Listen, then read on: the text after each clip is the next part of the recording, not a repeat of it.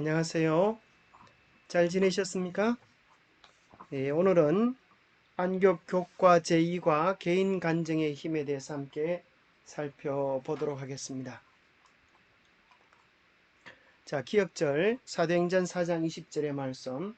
우리는 보고 들은 것을 말하지 아니할 수 없다. 그런 노래가 있죠. 우리는 보고 들은 것을 말하지 아니할 수 없노라. 참으로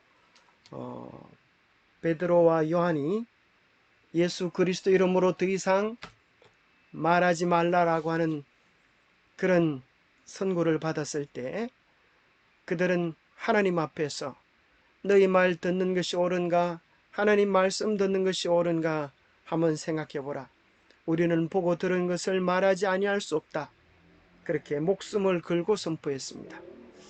참으로 이 기억절을 보면서 우리의 마음도 이 세상에서 우리가 경험하고 우리가 보고 들은 것을 말하지 아니할 수 없다고 하는 그런 강력한 우리 마음의 결단과 열정이 있으면 좋겠습니다.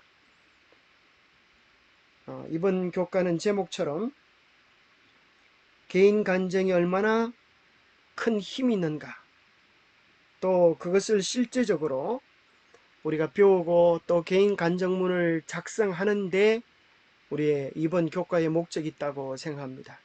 그래서 교과를 공부한다고 생각하지 마시고 실제적으로 우리가 영혼 구원을 위한 개인 간증문을 작성하고 나누는 것을 목표로 하면 좋겠습니다.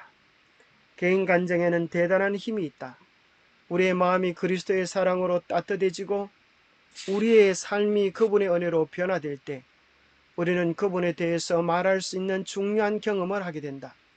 예수님이 다른 사람을 위해 행하신 일들을 전하는 것과 나를 위해 행하신 일들을 전하는 것은 차원이 다르다. 이번 교과 전체적으로 배우는 것은 개인 간증이 얼마나 중요한지, 또 다른 사람이 경험한 것이 아니라 내가 경험한 예수 그리스도를 나누는 것이 얼마나 중요한지를 배우게 되실 것입니다. 그런데 우리는 때로 그렇게 말할 수 있어요. 나는 그렇게 특별한 경험이 없는데 그러실지 모르겠어요. 그런데 이제 그리스도인들에게 있어서 거듭난 변화는 흔히 두 가지 형태로 묘사되어집니다. 하나는 동방일출형이라고 해서 마치 동쪽에서 태양이 떠오르듯이 서서히 떠오르는 그런 신앙이 있고, 또 하나는 사도 바울처럼 천지 진동형이라고 해서 마치 천지가 진동하는 것처럼 급격한 변화를 경험하고 신앙을 하는 사람도 있습니다. 아마 그러나 대부분 사람들은 동방일출형처럼 서서히 예수 그리스도를 만나고 변화되는 경험을 하게 될 것입니다. 그러나 분명한 사실은 우리가 아무리 동방일출형이라 하더라도 어두운 밤과 대낮의 차이는 명확하게 다른 것입니다. 그래서 그것을 잘 기록하는 것은 우리 신앙을 점검하는 또 방법이기도 하고 다른 사람에게 효과적으로 복음을 전할 수 있는 준비를 하는 것이 됩니다. 개인 간증이 가진 힘. 자, 개인 간증은 우리가 경험한 실제적인 이야기입니다. 그렇기 때문에 진정성에 기초하고 있습니다. 개인 간증은 내가 가진 특별한 경험이기 때문에 아무도 알지 못하는 새로운 경험이어서 누구의 경험이든지 다 들어보면 신선하고 재미있습니다. 그리고 듣는 사람들에게 개인 간증은 경험한 삶의 이야기가 우리의 삶의 도전장을 던져줍니다. 나도 저렇게 하면 변화될 수 있겠구나. 나도 저렇게 하면 예수를 만날 수 있겠구나. 나도 저렇게 하면 거듭난 생애를 살 수 있겠구나 하는 각자 듣는 사람들에게 새로운 도전장을 던져주는 것이 개인 간증의 강력한 힘입니다. 그리고 개인 간증은 과거형 예수가 아니라 성경책에만 나오는 그 예수가 아니라 오늘 우리의 삶 속에서 실제적으로 경험하는 현재형의 예수, 현재 살아계신 예수 그리스도 이야기를 들을 수 있기 때문에 정말 생명력 있고 감동적입니다. 다섯 번째는 실제로 만나는 예수를 만나는 것이 내 삶에 무슨 유익이 있는지를 말해주기 때문에 어느 것보다도 영향가가 있습니다. 수많은 이론과 논리가 아니고 우리의 삶에 어떤 유익이 있는지, 예수를 만나고 내 삶에 어떤 유익을 얻었는지를 이야기하기 때문에 그것은 정말 들을 가치가 있는, 또 나눌 가치가 있는 것이 되겠죠. 여섯 번째는 누구나 이야기할 수 있는 것입니다. 예수를 만난 나의 스토리이기 때문에 예수님을 만난 사람은 누구든지 이야기할 수 있고, 또 그것은 잘 준비되어지기만 하면 누가 들어도 재미가 있는 이야기입니다. 복잡한 이론, 지식, 논리가 필요하지 않습니다. 마치 인생 드라마 극장 같은 우리 삶의 개인적인 경험이기 때문에 누가 들어도 재미있는 그런 간증이 될 것입니다. 그것은 아무도 반박할 수 없는 실제가 됩니다. 왜냐하면 실제로 일어난 일이니까. 내게는 가능한 일이니까. 자, 그리고 아홉 번째는 너도 해보라는 간접적인 초청이며 강력한 호소가 개인 간증입니다. 열 번째는 내가 경험해보니 이렇게 좋더라. 가장 매력적인 선전이 개인 간증입니다. 가장 효과적인 약선전은 뭐니 해도 입소문입니다. 내가 이렇게 아팠는데 이것을 이 약을 먹어보니까 기가 차게 좋더라. 이것이 실제 그런 아픔을 경험한 사람들에게 어느 것보다도 더 좋은 선전이 될 것입니다. 사실 생각해보면 성경의 전체 이야기는 사람들의 이야기입니다. 하나님을 만난 사람들, 그리고 그 만남이 그들의 삶을 변화시킨 실제적인 이야기가 어쩌면 창세기부터 계시록까지 나오는 그런 이야기들입니다. 그래서 신앙이란 주님과의 개인적인 만남입니다. 주님과의 만난 개인적인 비밀 이야기가 없다면 사실 그리스도인이 아닙니다.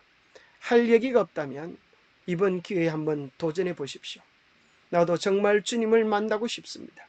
주님 만나주세요. 말씀 속에서, 기도 속에서, 나도 내 생활 속에서 경험한 주님을 만나고 한번 개인 간증을 만들어 보면 좋겠습니다. 사실 간증은 꼭 예수님 안 믿은 사람이 예수님 믿는 기본적인 그런 간증의 패턴도 있지만, 사실 간증의 주제는 다양하고 풍성할 수 있습니다. 주제는 한이 없습니다. 왜냐하면 우리의 매 순간이 영적 대쟁투의 현장이며 주님 붙잡고 승리한 경험은 다 간증이 됩니다. 내가 경험해보니 이렇게 좋더라. 내가 경험한 말씀이면 됩니다.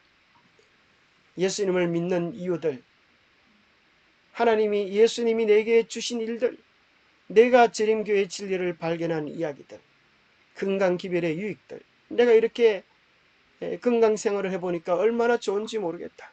또 죄를 이기고 승리한 우리의 이야기들, 중독, 나쁜 습관에서 해방된 이야기들, 자기의 성질, 고집, 화를 내는 것들을 이겨낸 우리의 작은 경험들, 다이어트에 성공한 이야기들, 크고 작은 문제를 말씀으로 해결한 이 모든 것들이 우리의 개인 간증이 될 수가 있습니다. 생각해보면 정할 게 없다. 그래도 생각해보고 정할 게 없다고 하면 좋은 말씀을 듣고 아멘이라는 댓글이라도 다는 것, 또 엄지척이라도 한번 해보는 것, 이런 것은 다 선한 일에 영향을 미치는 우리의 소중한 감화가 될 것입니다. 자, 이번 과를 통한 학습 목표, 지정의로 학습 목표를 구분할 수 있는데요. 첫 번째는 지식적으로 깨닫는 것입니다. 가장 설득력 있고 진실성이 담긴 전도는 살아계신 예수님을 만난 개인의 간증임을 지식적으로 깨닫는 데 있습니다. 두 번째는 정서적으로 느끼는 것입니다. 예수님이 나를 위해 하신 일들에 대하여 감격하고 구원에 대한 확신을 개인적으로 경험하는 그런 느낌이 있는 교과가 되면 좋겠습니다. 그것이 없다면 우리가 정말 내 마음 전부를 내어놓고 예수를 다시 한번 만나는 그런 경험이 되면 좋겠습니다. 마지막으로 지정의, 의지로 우리가 행하는 것, 선택해서 행하는 것, 궁극적으로 이번 교과의 목적은 성경에 이런 간증이 있구나, 이것이 아니고 우리의 개인 간증문을 실제로 기록하고 귀에 닿는 대로 믿는 사람들에게나 안 믿는 사람들에게 이야기해 보는 것, 이것이 실제적인 열매가 될 수 있겠습니다. 그래서 이번 교과를 통하여서 단지 교과 공부를 했다라고 하는데 초점을 두지 마시고 내 신앙을 뒤돌아보면서 정말 내가 만난 예수님에 대한 나의 스토리를 꼭 한번 기록해 보시고 나누어 보면 좋겠습니다. 자, 예수님을 만난 사람들의 이야기, 이것이 오늘 교과의 전체 내용입니다. 그래서 월요일 소지는 그라사에 귀신 들린 사람이 예수님을 만나, 그죠? 변화된 이야기. 그가 간증했다면 어떤 간증들을 했을 것인가 한번 생각해 보면 좋겠죠. 화요일 소지는 부활하신 그리스도를 만난 마리아의 간증. 수요일은 세상을 바꿀 베드로의 간증. 목요일은 아그리빠 왕 앞에서의 바울의 간증. 금요일은 간증의 힘이기도 하지만 제목을 조금 변경시켜 보았습니다. 오늘 그대가 준비해야 할 간증, 우리가 정말 세상에 대하여, 또 우리 아직 믿지 않는 우리 자녀들에 대하여, 혹 가족들에 대하여 우리가 어떻게 간증할 수 있을지 한번 실제적으로 우리가 준비하고 또 외칠 간증을 한번 생각해 보는 것은 어느 것보다도 유익한 일이 되리라 생각합니다. 자, 개인 간증은 흔히 세 단계로 구성될 수 있는데요. 첫째는 예수님을 알기 전에 자기의 상태, 둘째 예수를 어떻게 만나게 되었는지 하는 우리의 경험과 사실, 셋째는 예수님을 만난 후에 인격과 삶의 변화, 이렇게 3단계로 기록해 볼 수 있겠죠. 그래서 오늘 여기 나오는 예수님 만난 사람들의 이야기도 다 이런 3단계로 나눌 수 있겠죠. 흔히 우리가 하는 얘기로 비포와 애프터, 그렇죠? 혹은 우리 개인의 일생에서의 BC와 AD, 예수님 만나기 전은 삶의 의미와 가치를 잃어버리는 마이너스였지만, 꿈이 줄어드는 마이너스였지만, 예수님을 만나고 나서 우리 인생은 AD의 역사로 변하게 되어지죠. 세상 역사가 BC와 AD로 나누어져 있듯이 우리 개인의 생에도 예수 그리스도를 진실로 만난 것과 만나지 못한 것은 정말 BC와 AD 같은 그런 차이를 만들 것입니다. 흔히 요즘은 많은 인터넷 속에서 이런 비포와 애프터를 보기도 하죠. 화장 전후에 얼마나 얼굴이 달라지는가. 사실 외형적인 변화보다도 더 중요한 것은 우리의 내면의 변화이죠. 예수 그리스도를 만나기 전에 우리의 삶과 예수 그리스도를 만난 후에 우리의 삶은 얼마나 많은 변화와 달라짐을 경험하겠습니까? 자, 일월 소지 뜻밖의 증인들. 마가복음 5장에 보면 누구에 대한 이야기가 나옵니까? 예수께서 바다 건너편 그라사이의 지방에 이르러 배에서 나오심에 곧 더러운 귀신 들린 사람이 무덤 사이에서 나와 예수를 만나니라. 그 사람은 무덤 사이에 거처하는데 이제는 아무도 그를 쇠사슬로 맬 수 없게 되었으니 이는 여러 번 고랑과 쇠사슬에 매였어도 쇠사슬을 끊고 고랑을 깨뜨렸음이러라. 그리하여 아무도 그를 제어할 힘이 없는지라 밤낮 무덤 사이에서나 산에서나 늘 소리 지르며 돌로 자기의 몸을 해치고 있더라.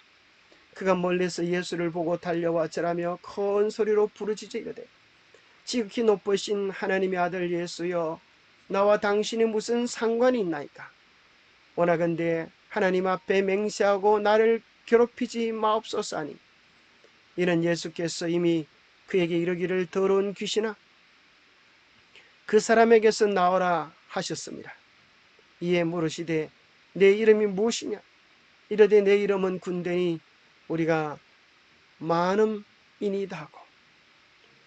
그래서 이제 예수님의 명령에 그 귀신이 나오게 되어지는데 13절에 보면 허락하신 데 더러운 귀신들이 나와서 돼지에게로 들어가매 거의 2,000마리 되는 떼가 바다를 향하여 비탈로 내리다라 바다에서 몰사하거늘 치던 자들이 도망하여 읍내와 여러 마을에 말하니 사람들이 어떻게 되었는지를 보러 와서 예수께 이르러 그 귀신 들렸던 자 곧 군대 귀신 집혔던 자가 옷을 입고 정신이 온전하여 앉은 것을 보고 두려워하더라. 이에 귀신 들렸던 자가 당한 것과 뒤지의 일을 본 자들이 그에게 알림해 그들이 예수께 그 지방에서 떠나시기를 간구하더라.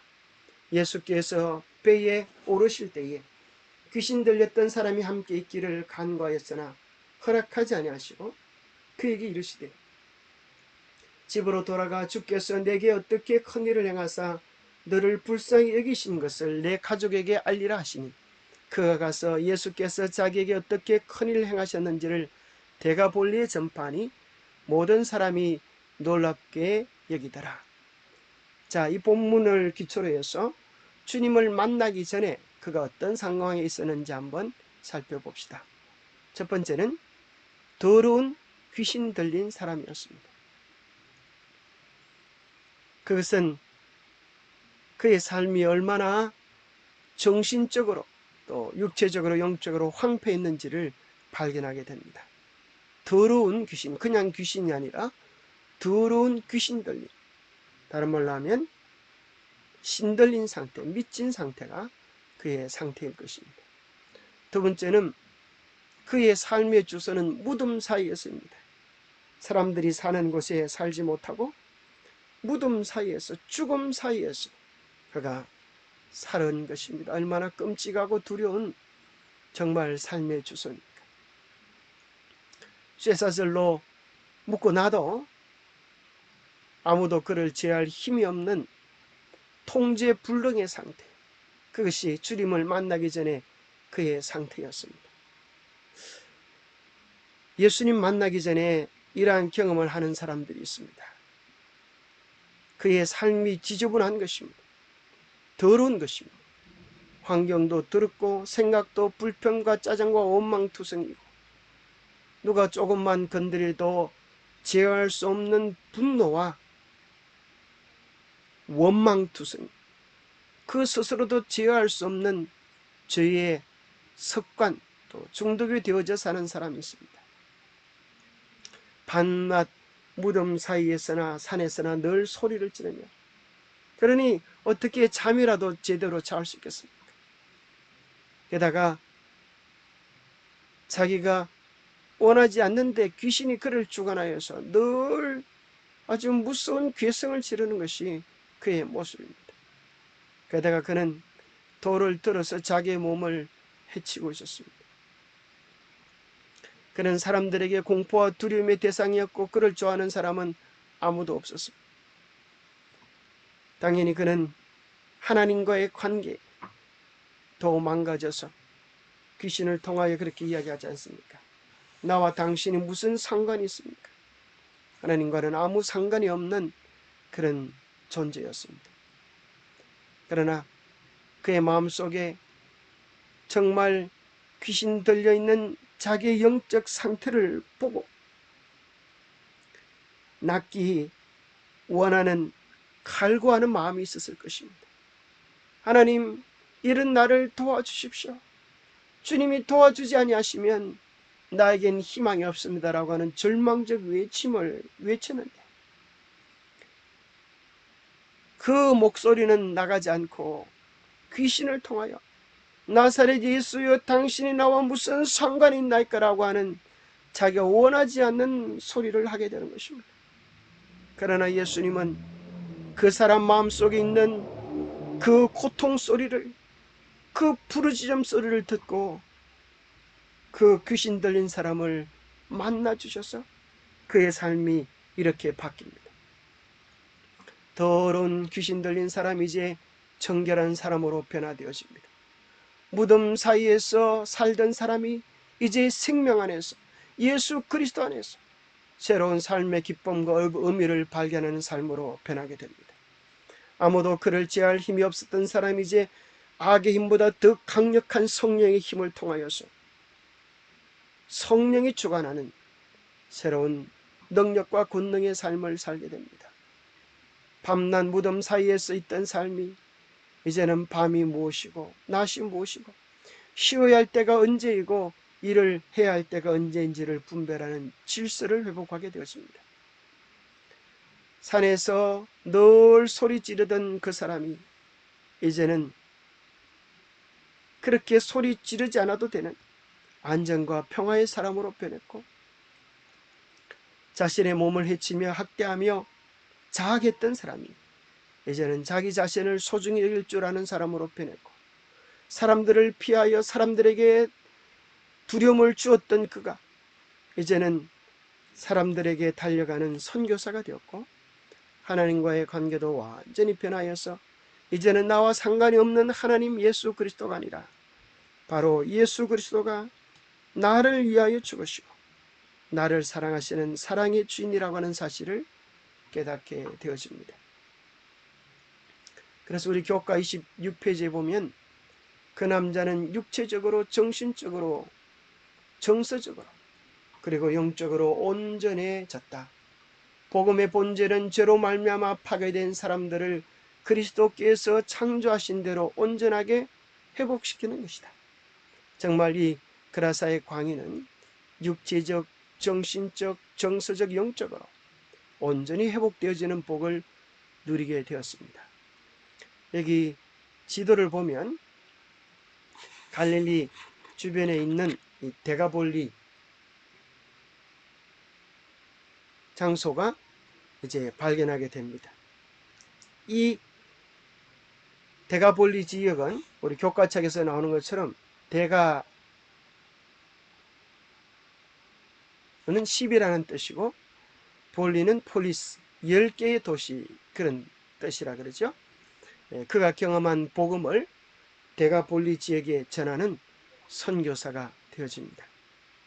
자, 그의 간증에 어떤 힘이 있었는지, 그가 예수님을 따라가려고 했지만 예수님은 그가 예수님이 제자가 되어서 따라오는 것을 원하지 않으시고 내게 이루어진 일을 너희의 가족들에게 고하라 라고 하시면서 데가볼리의 첫 번째 선교사들로 이 두 광인을 보내시는 것이 나옵니다.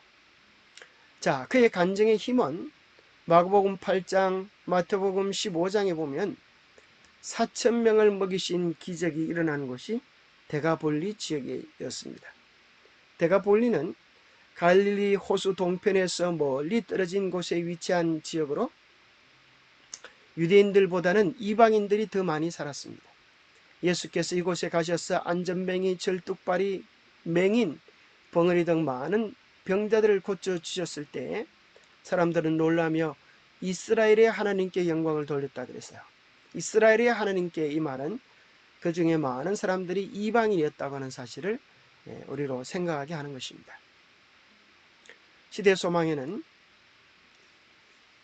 고침을 받은 두 광인은 그리스도께서 데가볼리 지방에 복음을 전하라고 보내신 최초의 선교사들이었다. 겨우 잠깐 동안 이 사람들은 그리스도의 가르침을 들을 특권을 누렸다. 저들은 예수의 설교를 한 번도 들은 적이 없었다. 그들은 날마다 그리스도와 함께 있었던 제자들이 가르칠 수 있었던 것처럼 사람들을 가르칠 수는 없었다. 그러나 그들은 예수가 메시아라는 증거를 자신들의 몸에 지니고 있었다. 자, 여기 보면 선교사의 자격은 우리가 지식적으로 많은 것을 아는 것이 필요하지 않다고 하는 것입니다.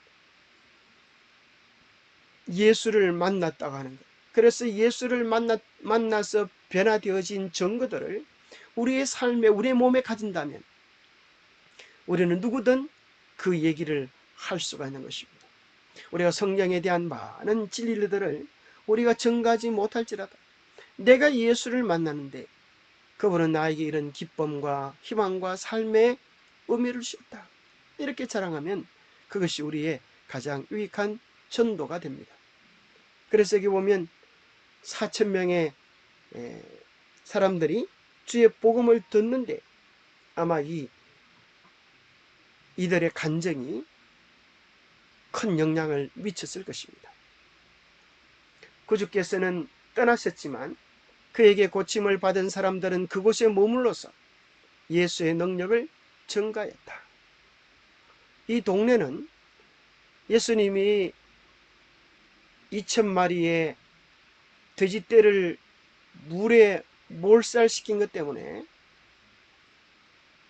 예수님을 그 마을에서 나가라고 요청합니다. 예수님은 부득불 그 마을을 떠나지만 누구를 남겨놓으시는가 하면 그 사이에 귀신 들렸던 두 사람을 남겨놓았습니다. 그들은 흑암의 임금의 매개물이었던 자들이 이제는 빛의 통로가 되었고 하나님의 아들의 사자가 되었습니다. 사람들은 놀라운 소식을 듣고 기이 여겼습니다. 온 지방에 복음의 문호가 개방되었다. 이들의 간증을 통하여 이런 놀라운 일이 일어난 것입니다. 예수께서 데가볼리로 돌아오시자 사람들은 그분 주위에 모여들었고 3일 동안에 한 동네의 주민뿐만 아니라 주위의 모든 지방에서 나온 수많은 사람들이 구원의 기별을 듣게 되었습니다. 심지어 사귀의 능력까지도 우리 구주의 지배를 받았고 악의 활동은 선을 위해 역이용당했다. 그렇게 기록해주고 있습니다.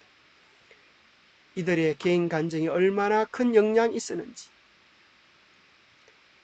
데가볼리의 복음의 문호를 열게 되었고 수많은 사람들이 구원받는 그 일의 기초를 닦았던 것입니다.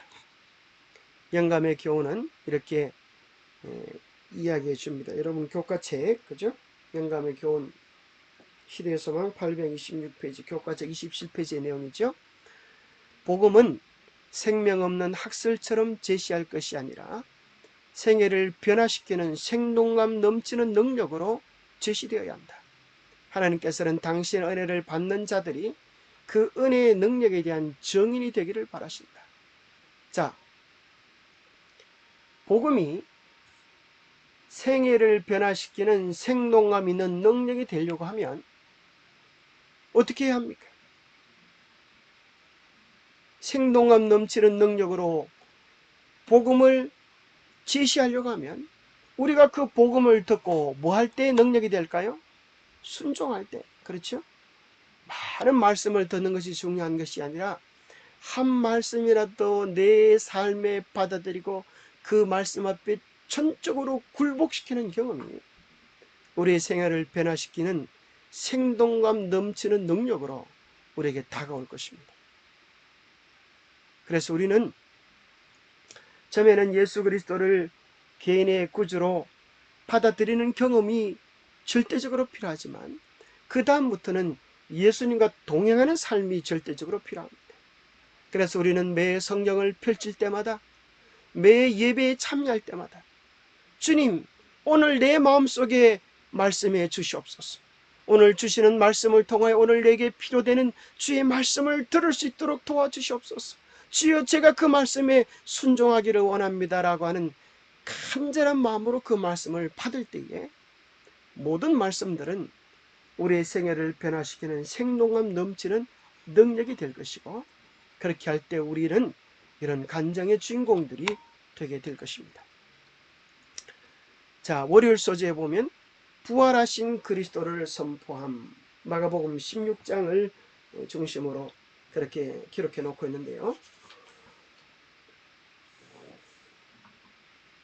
자, 천사가 여자들에게 말하여 이르되 너희는 무서워하지 말라. 십자가에 못 박히신 예수를 너희가 찾는 줄을 내가 아노라. 그가 여기 계시지 않고 그가 말씀하시는 대로 살아나셨느니라. 와서 그의 누우셨던 곳을 보라. 일요일 아침에 여인들이 예수님의 무덤에 갔을 때 천사를 통하여 들은 내용입니다. 마가복음 16장 9절에 보면 예수께서 안식 후 첫날 이른 아침에 살아나신 후에 7 귀신을 쫓아내어 주신 막달라 마리아에게 먼저 보이시니 마리아가 가서 예수와 함께 하던 사람들이 슬퍼하며 울고 있는 중에 이 일을 알림해 그들은 예수께서 살아나셨다는 것과 마리아에게 보이셨다는 것을 듣고도 믿지 아니하니라 그렇게 나와 있죠. 이 내용을 현대인의 성경으로 보면 안식 후 첫날 이른 아침에 이 표현을 안식일 다음 날인 일요일 그렇게 현대인의 성경에는 나옵니다. 그래서 일요일 바로 전날이 바로 안식일이다. 바로 우리가 아는 토요일이다 하는 것을 성경적으로 이렇게 증명해 줄 수가 있겠죠. 참고하시라는 것입니다. 현대인의 성경으로 이렇게 볼 때 우리가 베들레헴 성경 같은 데서 쉽게 찾아볼 수 있으면서 안식일이 어느 날인지 성경적으로 증명해 주는 방법입니다. 막달라 마리아가 부활한 예수님을 만나고 제자들에게 달려와서 내가 예수님을 만났습니다. 예수님이 부활했습니다. 그렇게 이야기했지만은 제자들은 믿지 못했습니다. 그들 가운데 예수님이 오시고 실제로 부활하신 예수님을 만나고 나서야 예수님의 제자들은 믿게 되어졌습니다. 그 가운데 도마라고 하는 제자는 그 장소에 없었어요. 그래서 다른 모든 제자들이 예수님이 부활했다, 우리가 봤다, 만났다 해도 도마는 이야기하기를 내가 만나지 않으면, 내가 경험하지 않으면 어떻게 그걸 믿겠는가? 내 손으로 예수님의 찔린 못자국과 옆구리에 손을 넣어보지 않고는 내가 믿지 않겠다. 그때 예수님은 도마의 믿음 없음을 탓하지 아니하시고 신이 나타나셔서 믿음 없는 자가 되지 말고 믿는 자가 되라고 그렇게 만져주심을 당하는 그런 축복을 베풀어 주셨습니다. 우리의 믿음도 도마처럼 의심할지라도 도마의 의심의 손에 우리의 손을 넣어서 함께 예수님을 만나고 우리도 말씀 속에서 확인하고 경험하여서 우리도 도마 같은, 또 베드로 같은, 마리아 같은 예수 그리스도의 부활을 경험했다라고 하는, 부활한 예수를 내가 만났다고 하는 간증의 주인공들이 되면 좋겠습니다. 부활은 사도들의 가장 큰 간증의 주제입니다. 부활이 없다면 마치 기독교 신앙은 물속에 침몰하여 빠져들어가는 여인과 같을 것입니다. 부활이 없다면, 보세요.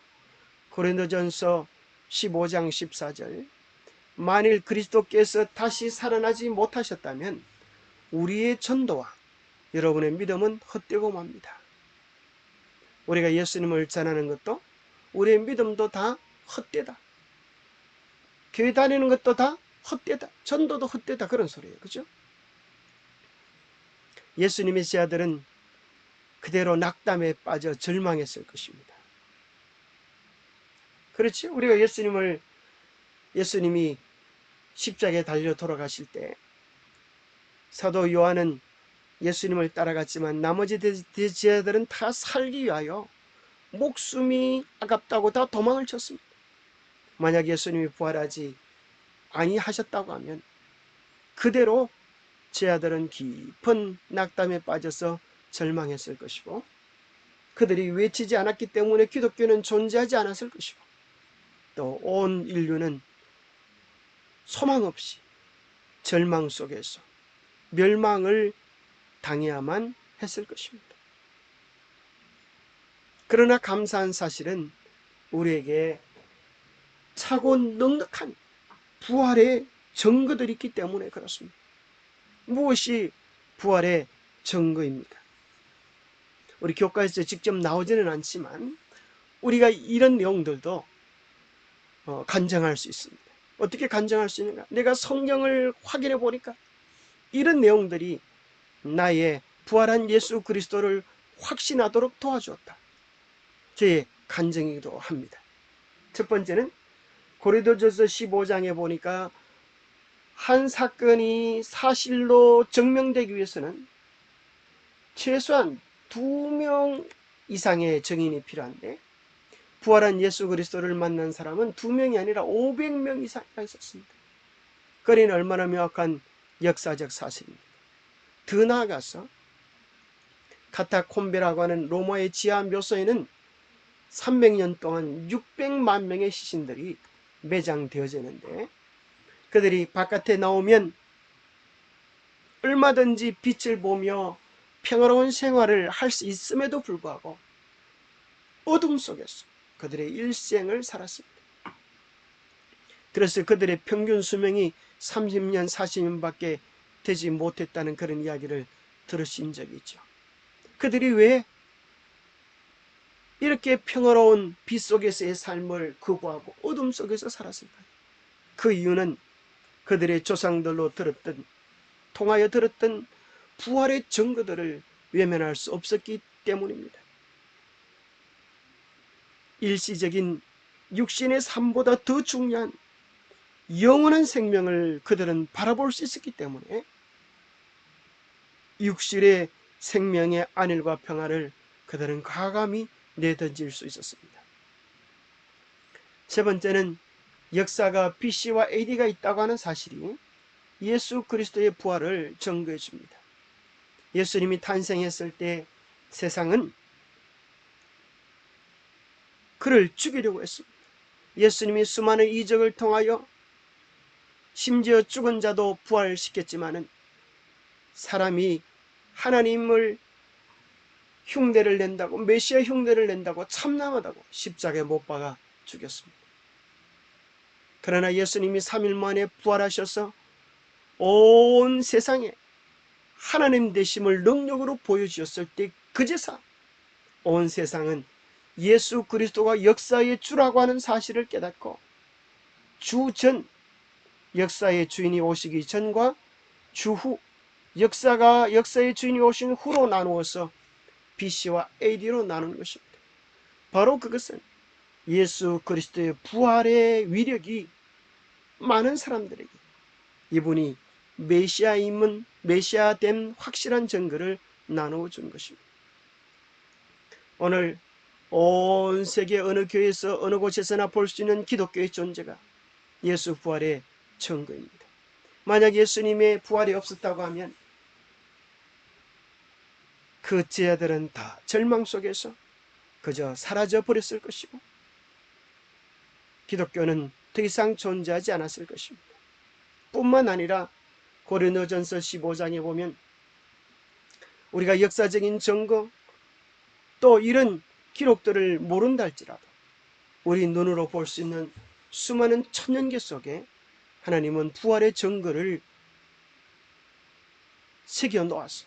믿음의 눈으로 보면 우리가 언제든지 확인해 볼 수 있도록 그렇게 해 놓으셨습니다. 부활의 증인이 500여 명이다. 고린도전서 15장 4절 6절 성령대로 사흘 만에 다시 살아나사 게바에게 보이시고 후에 12제자에게와 그 후에 500여 형제에게 일시에 보이셨나니 그 중에 지금까지 대다수는 살아있고 어떤 사람은 잠들었다 그랬습니다. 부활한 예수 그리스도를 본 사람이 500여 명 이상이 되었습니다. 그리고 카타콤베라고 하는 장소의 지하 묘소의 사진입니다. 이 속에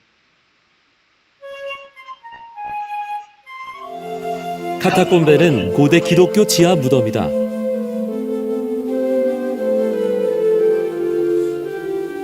원래 이곳은 평범한 지하 무덤이었다고 하는데 로마에서 기독교가 공인을 받기 전 박해를 당하게 되면서 이를 피하기 위해 수많은 기독교인들이 숨어들었던 곳이라고 한다.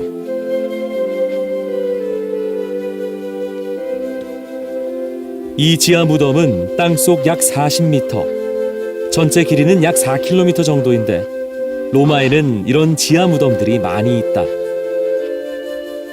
기독교가 핍박을 받던 300년 동안 약 600만 명이 카타콤베에 묻혔다고 한다. 뿐만 아니라 역사가 A, B, C, D로 나누어져 있어요. 우리가 영어를 배우려면 A, B, C, D를 배워야 하듯이 역사도 역사의 A, B, C, D가 있습니다. 역사의 A, B, C, D란 가운데에 두 개 있는 BC, 바깥에 있는 두 개 AD. 이걸 알아야 역사를 아는 거예요. 그래서 얼마 전에 영화가 나왔죠. 예수는 역사다. 이것은 예수 그리스도의 부활을 도무지 믿지 못했던 한 신문 기자가 예수 그리스도의 부활의 거짓말을 증명해서 세상에 밝히려고 연구하다가 예수 그리스도의 부활을 도무지 부인할 수 없어서 삶이 변화되어지고 그 예수를 만나고 목사가 되어진 그런 내용의 실화를 다룬 영화입니다. 그래서 BC는 before Christ, 예수님 오시기 전이고 AD는 아노 도미니, 우리 주님의 해라는 뜻입니다.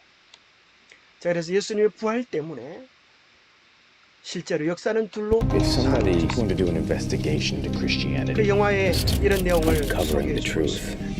for the resurrection. The Gospels are filled with 무신론자이면서 contradiction. 사실과 이성을 The 근거로 biggest story of 했던 my life.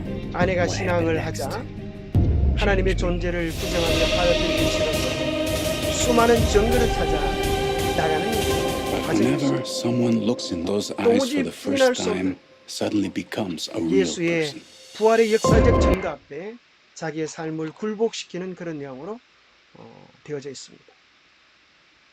기독교의 존재, 이것은 부활에 대한 분명한 증거입니다. 살기 위하여 도망간 제자들, 그들이 예수를 위하여 한 명도 남김없이 다 순교를 했습니다. 만일 죽은 사람의 부활이 없다면 그리스도께서 다시 살아나지 못하셨을 것입니다. 만일 그리스도께서 다시 살아나지 못하셨다면 우리의 전도와 여러분의 믿음은 헛되고 맙니다. 그러나 그리스도께서 부활하셨기 때문에 오늘 그 복음은 전해져서 기독교 인구는 22억으로 세계를 변화시키는 교회로, 종교로 등장하고 있습니다. 천년계의 증거.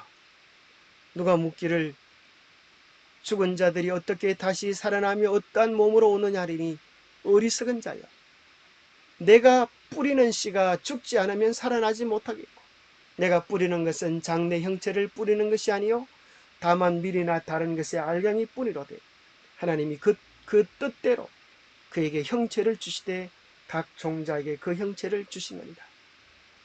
자, 우리가 묻기를 죽은 자들이 어떻게 다시 살아날 수 있습니까? 그렇게 묻는다고 하면 씨를 보라는 것입니다. 씨. 하나님의 말씀은 씨와 같아서 그 안에 생명력이 있습니다.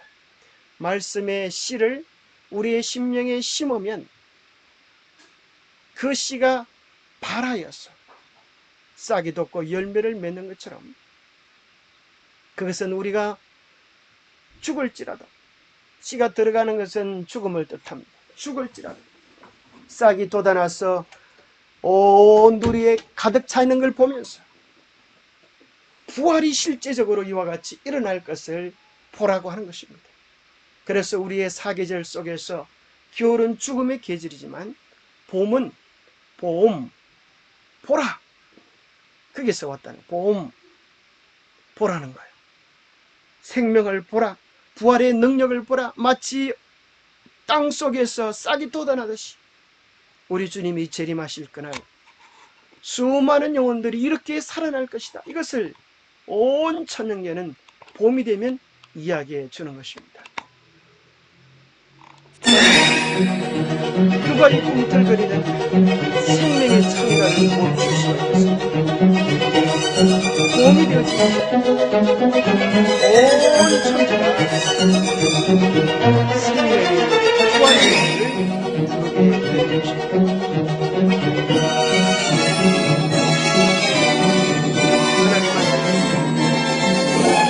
우리로 보고 깨닫도록 이 아름다운 천년기들의 노래를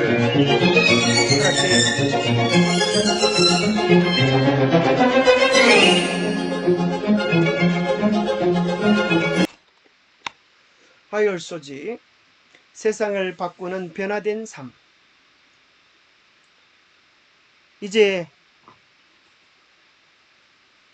예수님의 십자가 때 사실 도망갔던 베드로가 이제는 담대히 사내들인 앞에 서서 이렇게 말을 합니다. 하나님 앞에서 너희 말을 듣는 것이 하나님의 말씀을 듣는 것보다 옳은가 판단하라. 우리는 보고 들은 것을 말하지 아니할 수 없다. 그들이 경고했던 내용은 무엇일까요? 말하지 말라. 예수 이름으로 말하지 말라. 가르치지도 말라. 만약 너희들이 그렇게 하면 궁극적으로 무슨 말입니까? 너희들을 죽이겠다. 그죠? 죽이겠다. 그 소리가 아니겠어요? 그러나 그들은 죽음에 대하여 두려워하지 않았습니다. 왜요? 부활한 예수 그리스도를 보았기 때문에, 부활을 통하여 영원한 생명을 보장받았기 때문에. 말하지 아니하면 살 수 있었지만 그들은 말함으로 인하여 12명의 제자들이 다 그리스도를 위하여 순교할 수 있었습니다. 이렇게 담대히 말했던 베드로가 부활한 예수 그리스도를 만나기 전에는 어떤 형편이 있었습니까? 한 여인의 손가락이 두려워서 그가 저주하여 맹시하여 이르되 나는 그 사람을 알지 못하노라. 저주하며 맹시하기까지 베드로가 예수님을 부인했습니다. 이에 베드로가 예수의 말씀에 닭 울기 전에 네가 3번 나를 부인하리라 하신 말씀이 생각나서 밖에 나가서 심히 통곡하는 정말 비겁한 패배자 베드로였지만 부활한 예수 그리스도를 만나고 나서 그들은 완전히 바뀌어지게 된 것입니다. 가장 놀라운 부활의 증거는 오늘 우리도 성령을 통하여 부활한 예수 그리스도를 우리의 마음의 개인의 구주로 받아들이고 매일 말씀을 경험하면 우리도 베드로처럼 그 예수를 만나서 생명력 있는 증거의 주인공들이 될 수 있다는 것입니다. 누구든지 그리스도께로 나아가면 곧 그의 마음속에 그가 발견한 소중한 친구를 다른 사람에게 알고 싶은 소망이 싹트며 구원과 성결의 진리를 마음속에 감춰둘 수 없게 된다. 그렇죠. 누구든지 그리스도께 나아가서 이 한없는 구원 은혜 사랑을 경험하면 이 소중한 친구를 다른 사람에게 알고 싶은 마음이 싹트게 된다는 것입니다. 여러분 정말 예수님을 만나셨습니까? 그러면 12 제자가 우리는 보고 들은 것을 말하지 아니할 수 없노라. 다 하나같이 그리스도를 위하여 순교를 당하는 그런 경험을 당했습니다. 그러나 그들은 결코 실패자가 아니라 그들의 삶에 가장 행복된, 가장 영광스러운, 가장 성공적인 삶을 산 것입니다. 터툴리안은 이야기하기를 순교자의 피는 교회의 씨앗이 되었다. 오늘 우리가 이렇게 복음을 받아들일 수 있는 것은 우연이 아닙니다. 그들이 흘린 피 때문에 우리에게 복음이 전해진 것입니다. 내가 진실로 너에게 이르노니 하늘의 밀이 땅에 떨어져 죽지 아니하면 하늘 그대로 있고 죽으면 많은 열매가 맺느니라. 우리 주위에 열매가 많지 않은 이유는 혹시 우리 개인이 아직 죽지 않아서 그런 것은 아닐까요? 떨어져서 죽는 경험, 그것이 우리 모두에게 필요한 것입니다. 수요일 소지에는 우리의 경험을 나눔 사도행전 26장에 나오는 내용인데요. 사도 바울은 사도행전에 3번 이상 자기의 경험을 예수님 만난 개인적인 간증을 나누었습니다. 9장에서 22장에서 또 26장에서 그렇게 했습니다. 그의 경험은 흔히 크게 3단계로 나눌 수가 있어요. 예수님을 만나기 전, 또 어떻게 만났는지, 만난 후의 변화, 그 다음에 그는 추가적으로 그 기회를 듣는 대상을 향하여 또 권면과 요청, 또 호소를 간절히 한 내용이 나옵니다. 우리는 누구든지 바울처럼 진정 거듭남을 경험하면 우리도 이렇게 간증할 수 있습니다. 내가 그리스도와 함께 십자가에 못 박혔나니 그런즉 이제는 내가 사는 것이 아니라 오직 내 안에 그리스도께서 사시는 것이다. 예수님이 내 안에 사는 것이다. 살아계신 예수님을 간증할 수 있게 될 것입니다. 자, 묵상해 보면 이런 내용이 나오죠.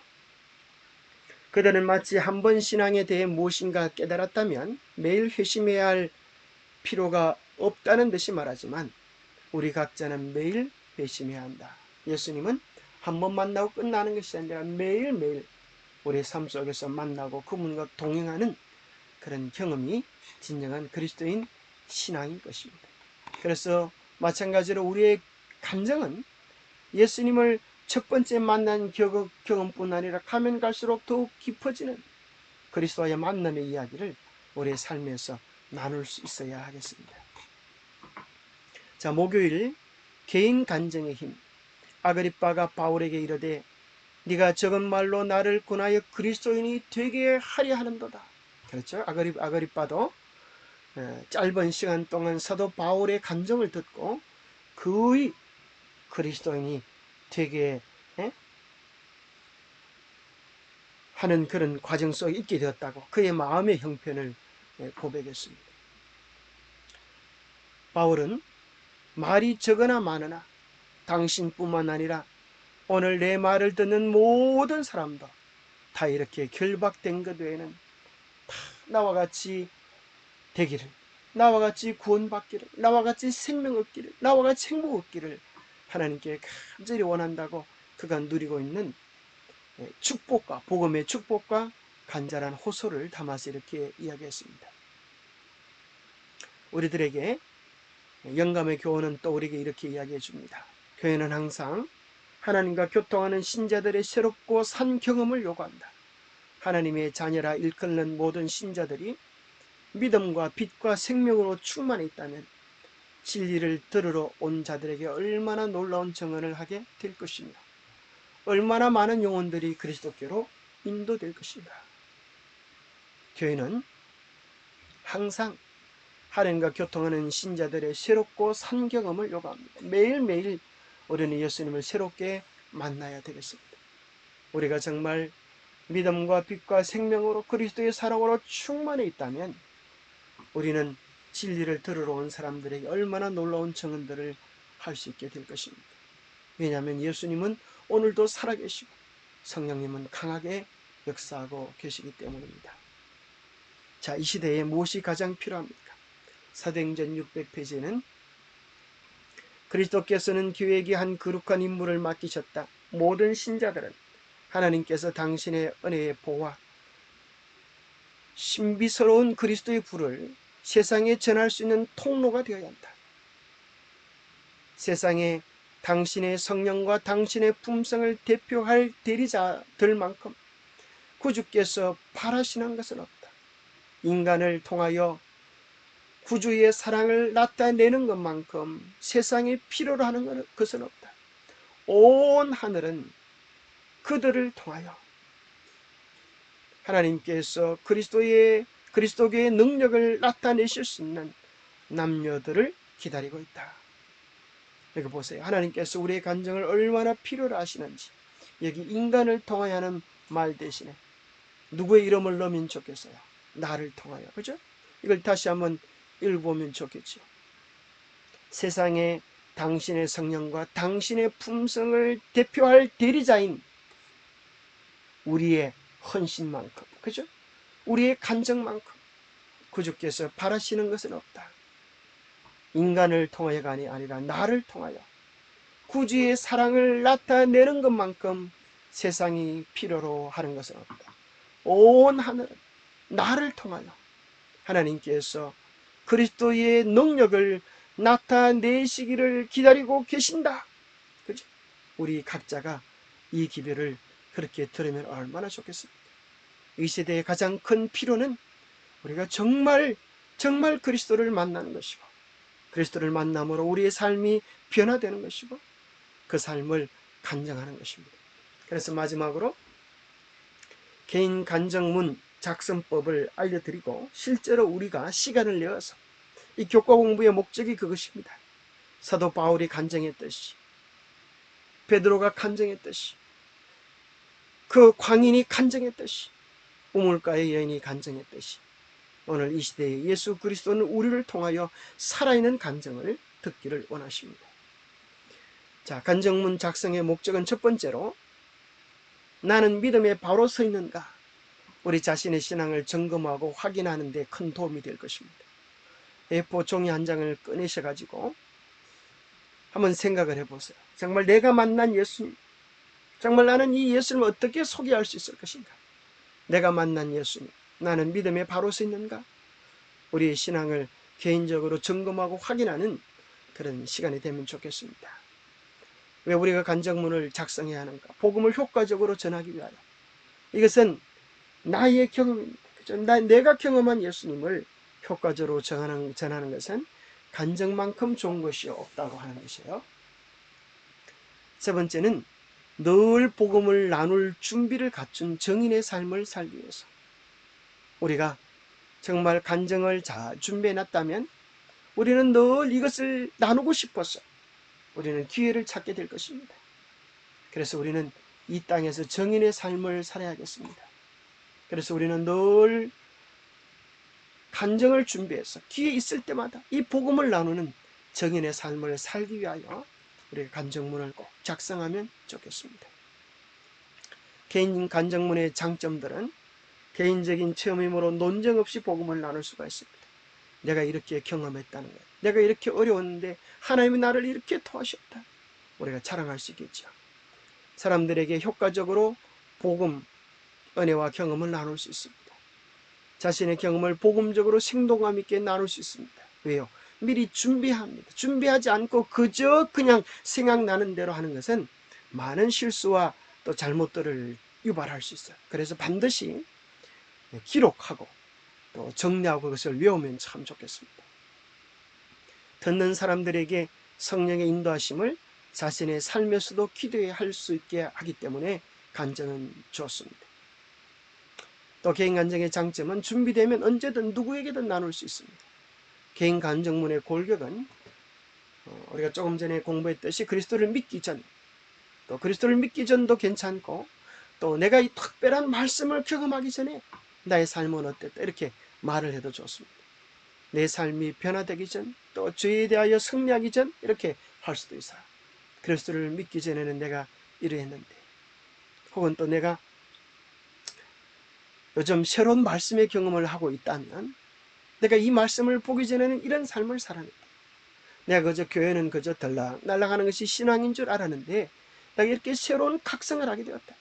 내가 정말 교회를 이렇게 그냥 들락날락 다니기만 해서 될 것인가, 고민이 들었다는 거예요. 그래서 고민하고 염려하면서 말씀으로 달려가고 기도로 달려가고 예수님 앞으로 달려가서 드디어 예수님을 새롭게 만나고 내 삶의 변화를 경험했다. 이것이 우리의 간증이 될 수 있습니다. 두 번째는 그리스도를 믿게 된 경위, 또 과정. 세 번째는 그리스도를 믿은 후에 삶의 변화와 기쁨, 축복. 또 마지막으로는 이런 것도 할 수가 있어요. 여러분들이 구체적인 대상에 대한 호소와 소원, 축복들. 아직도 믿지 않는 우리의 자녀들이 있다고 하면, 손주들이 있다고 하면, 가족들이 있다고 하면 간증 끝에 그 개인을 향한 구체적인 대상을 호명하고 호소하는 내용들을 연습해도 좋겠습니다. 무엇보다도 나의 간절한 소원은 우리 아들이, 우리 딸이 구원받고 함께 천국에 가는 거예요. 이렇게 아버지의 소원, 어머니의 소원을 담아서 카톡으로도 혹은 요즘 핸드폰으로 녹음해서 영상 메시지로도 이렇게 보내면 좋겠죠. 여러분들이 컴퓨터에 써서 하면 카톡으로도 보낼 수가 있고, 그렇죠? 또 이것을 여러분 잘 작성한 다음에 영상 메시지로, 편지로 만든 내용을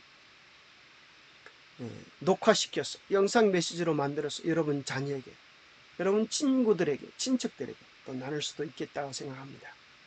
간증의 기본적인 요소들은 첫 번째는 나는 죄인이었다, 혹은 나는 공통점, 그죠? 상대방이 불신자였다면 나도 옛날에는 하나님 믿지 않고 내 인생이 내 전부인 줄 알았다, 그죠? 그 사람의 형편과 똑같은 공통점들을 찾아서 이야기해도 좋으리라 생각합니다.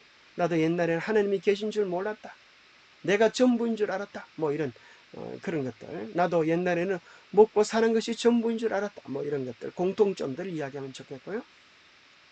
두 번째는 이제 구원받는 과정들, 나의 노력이 아닌 하나님의 은혜가 우리에게 구원의 확신을 줬다, 또 말씀이 나를 변화시켰다 하는 과정들, 어떻게 얻게 되어지는지 방법과 계기들을 얘기하면 좋겠고, 또 예수 안에서 행복, 기쁨, 축복, 변화된 삶들을 기록하면 좋겠습니다. 또 유의사항이 있다고 하면 간증문을 쓸 때의 유의사항은 이것을 생각해야 합니다. 자기 중심적이 아니라 언제나 그리스도 중심적이 되게 하라. 간증은 자기 자랑이 아닙니다. 간증을 잘못 오해를 하면 자기 자랑이 될 수 있어요. 어떨 때 자기 자랑이 될까요? 내가 이렇게 잘했다, 이거는 간증이 아니에요. 자기 자랑이죠. 하나님이 나를 이렇게 도우셨다. 하나님이 내 삶에 이렇게 역사하셨다. 하나님이 나에게 이렇게 복 주셨다. 나의 나 된 것은 하나님의 은혜다. 나를 드러내는 것이 아니고 내 삶을 변화시키시고 복 주신 하나님을 드러내는 것이 간증입니다. 때로는 이제 간증을 준비할 때에 긴 내용보다는 3분이나 5분 정도의 분량, 또 문장이나 내용을 쉽고 명확하게 하면 좋겠죠. 물론 이제 10분이 될 수도 있고 1시간이 될 수도 있지만 짧은 이렇게 간증을 통하여서 누구에게나 쉽고 명확하게 전할 수 있는 이런 간증문도 필요하겠죠. 또 간증은 사람들 앞에 선덕에서 미화하려 들지 말고 진실한 이야기를 해야 합니다. 간증에 거짓이 들어가서는 큰일 날 일이죠. 사람들의 흥미를 끄는 것, 사람들의 마음을 움직일 수 있는 단어들, 이런 것들을 생각하는 것도 좋으리라 생각합니다. 또 특별히 주의할 사항은 과거의 잘못, 허물을 너무 상세하게 이야기하는 것도 덕이 되지 못합니다. 죄에 대하여 너무 상세하게 묘사하는 것도 유익이 되지 못합니다. 간증은 설교가 아니기 때문에 너무 상대방의 호소를 집중하는 그런 설교만 하려고 이렇게 너무 설명하려고 이런 것들은 듣는 사람에게 유익이 되지 못합니다. 그리고 성령의 역사하심을 의식하고 자신 있게 실제로 한번 작성해 보는 것이 중요합니다. 간증문을 작성한 후에 이런 것들을 다시 한번 점검해 보면 어떨까요? 성령의 인도하심, 그리스도를 효과적으로 드러내었는가. 간증문을 작성한 다음에 몇 번이고 한번 점검해 보는 일은 도움이 되겠죠. 또 상대방에 들려주면서 이것 듣고 나서 이제 느낀 점이나 혹 수정할 게 있으면 좀 도와주십시오, 이렇게 요청을 해도 좋겠습니다. 어려운 신앙적 용어를 믿지 않는 사람들에게 쓰면 이게 뭔 소리인지 이해할 수가 없겠죠. 사실 그대로인가? 이 간증을 들은 사람이 예수님을 더 잘 알기를 원하게 될까 하는 그런 내용들도 생각해 볼 수가 있겠죠. 기쁨과 희망, 또 용기와 은혜를 주는가? 간증이 잘못하면 누구를 비평하고 비난하는 정죄의 도가 되어서는 안 되겠어요. 그래서 가급적이면 희망과 용기, 기쁨을 주는 그런 내용이 되어서 듣는 모든 사람들에게 유익을 끼칠 수 있는 그런 내용이 되면 좋겠습니다. 오늘은 제2과 개인 간증의 힘, 실제적으로 여러분들이 간증을 기록하고 또 나누는 축복을 누리면 참 좋겠습니다. 잠깐 기도하고 마치겠습니다.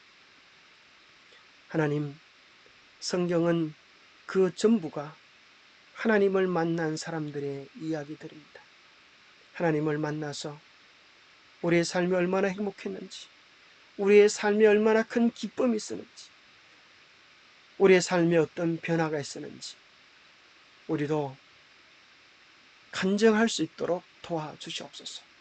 내가 만나고 내가 경험한 예수 그리스도를 우리도 말할 수 있도록 실제적으로 우리의 삶에 예수 그리스도를 만나는 시간, 예수 그리스도를 만나는 경험을 허락해 주시고 우리의 경험을 통하여 우리의 자녀들을, 우리의 가족들을, 우리의 이웃과 친척 구도자들을 주님께로 이끌 수 있도록 도와주시옵소서.